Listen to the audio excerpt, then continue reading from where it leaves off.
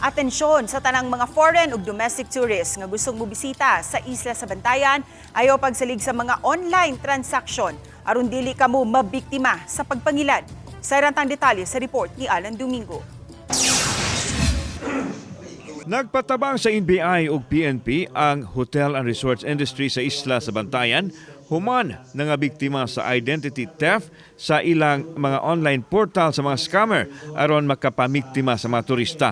Nagkiusa karon sila sa pag-aksyon sa gihulagway nilang halapat nga online scam sa mga turista nga gustong mobakasyon sa ilang isla. Matud nila nga adunay mga kawatan nga naghimo og online page nga misundog sa mga legitimate digital portal sa mga hotel and resorts o gani masgi panindot pa o nagtanyag og too good to be true nga pribilehiyo sa mga gustong mobisita sa Bantayan Island. Apan human makabayad ang mga turista pinaagi sa online transaction o lahina nga masayra nila nga nabiktima na di sila.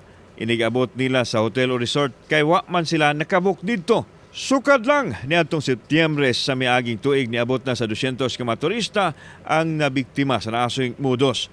Tungod nini, nagpatabang na sa NBI ug sa PNP ang industriya aron masakpan ang naa sa likod sa online scam. Kini ilabi na nga nagsingabot na ang Semana Santa diin ang Bantayan Island.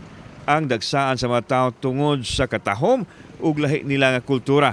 Sila lang ang gitugutan nga makakaon og baboy sa Semana Santa atol usab sa ilang fiesta. Ma-aware sila nga they have, kung gusto gyud silang moari, they have to course it through Agoda, through the other kaning mga booking agencies, or they will go directly to our website. Na scam naman sila.